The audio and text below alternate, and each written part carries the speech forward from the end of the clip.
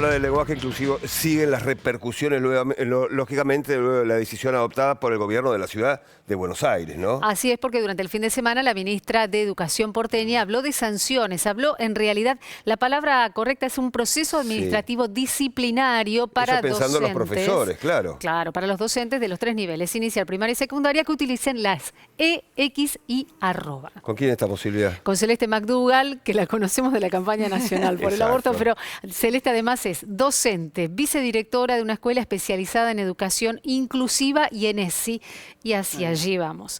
A ver, desde el 9 de junio rige justamente esta medida, esta resolución. Empecemos por lo propio. ¿Qué pensás de la medida? ¿Qué pienso? Un montón de cuestiones, mira, las tengo anotadas. A ver, dale. La primera es que quedó claro ya en la discusión del 2018 que el lenguaje inclusivo viene a dar cuenta y a visibilizar identidades y por lo tanto en algún punto a garantizar derechos, ¿no? Y eso es muy importante. Lo que no se nombra no existe, que fue lo que se estuvo discutiendo en estos días. Y a la vez hay algo muy importante que tiene que ver con la educación sexual integral, que existe la resolución 340 del 2018, que es una resolución firmada por todos los ministros y ministras del país, que plantea los ejes conceptuales de la educación sexual integral. Y uno de ellos es respetar la diversidad. Por tanto, esta resolución viene a dar por tierra no solamente esa resolución, sino también la idea que te decía antes respecto de la garantía de derechos en lo que tiene que ver con el lenguaje, ¿no? En la inclusión del lenguaje. Otra cosa que la veía el otro día, la resolución está acompañada de unas guías muy interesantes respecto de cómo se aborda el lenguaje inclusivo, que las hicieron entre otras personas Diana Mafía, que la vi acá. Y las especialistas convocadas para hacer los materiales para trabajar el lenguaje inclusivo salieron a decir que estaban en contra de la resolución, ¿no? Y no sabían que esa resolución iba... Nadie les había avisado Nadie lo les que iba a había suceder. avisado. Estaban trabajando en el tema y nadie les había avisado. Increíble. Y por el otro lado, ayer salió una carta sumamente interesante de 7 lingüistas investigadores del CONICET que dan como una serie de respuestas a preguntas básicas sobre el lenguaje inclusivo. Y a mí la que me interesó fue cuando ellos plantean si el lenguaje inclusivo dificulta el aprendizaje. Y ellos y ellas afirman que no, y afirman que no a partir de estudios que hubo en relación al lenguaje inclusivo, digamos, con base científica.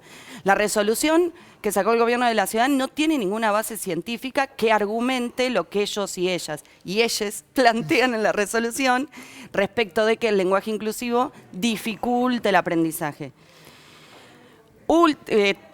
Anteúltimo punto. Las pruebas TESBA son unas pruebas muy estandarizadas. Podríamos estar horas discutiendo en relación a si son correctas respecto de la forma de evaluar.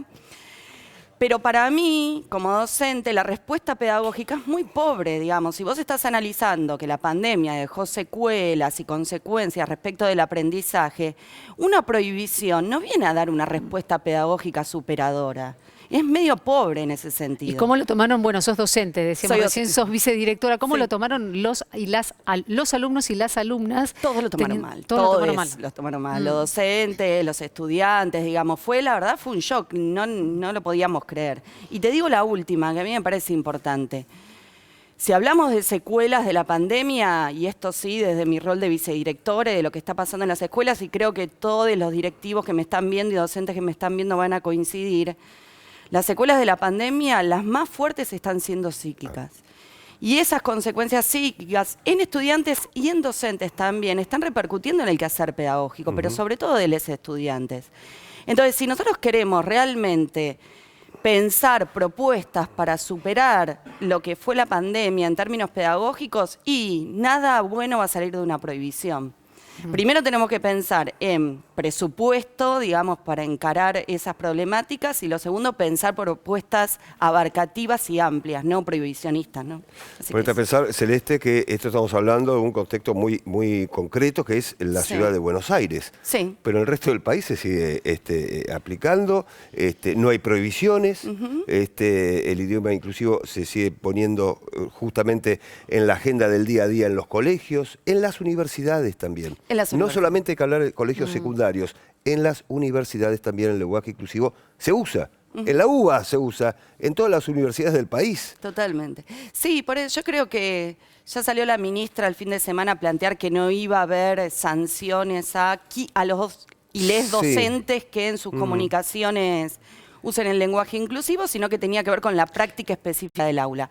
Pero inclusive en la práctica específica del aula, el lenguaje inclusivo es una ventana de posibilidad para el desarrollo pedagógico. Tal cual. Entonces, yo creo que tendría que haber una reflexión por parte del ministerio, porque fíjense el debate que se generó, ¿no? Súper interesante a la vez, ¿no? Lo cual es posibilidad de desarrollo de conocimiento. Pablo recién hablaba de la Ciudad de Buenos Aires y aparece una noticia hace un ratito nada más, que son 2 diputados de la provincia de Buenos Aires, Guillermo Castelo de Avanza Libertad y Matías Rancini de Juntos por el Cambio, los que presentaron este lunes, ya a esta hora, un proyecto de ley para que se prohíba el uso del lenguaje inclusivo en el ámbito de la provincia de Buenos Aires. Es que en definitiva no es una discusión pedagógica.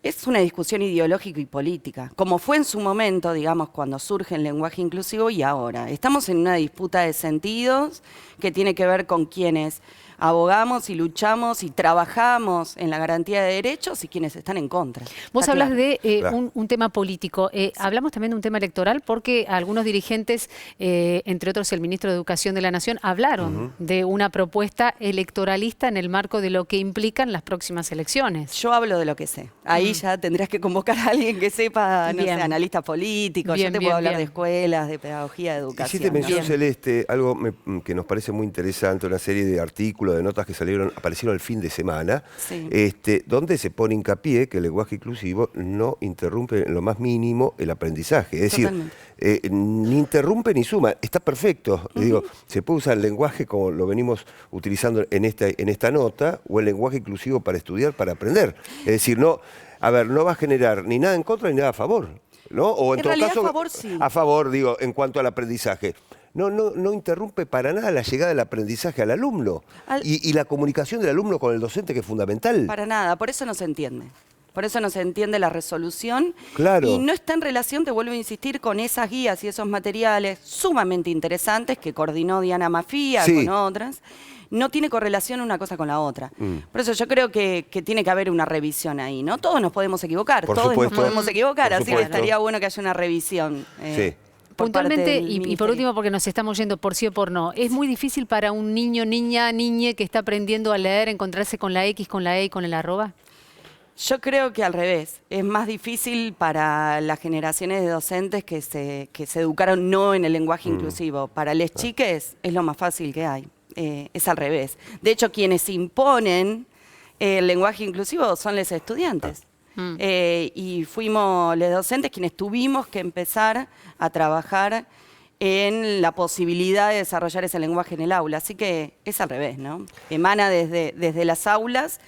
Por eso, vuelvo a insistir, me parece que hay que revisar la medida.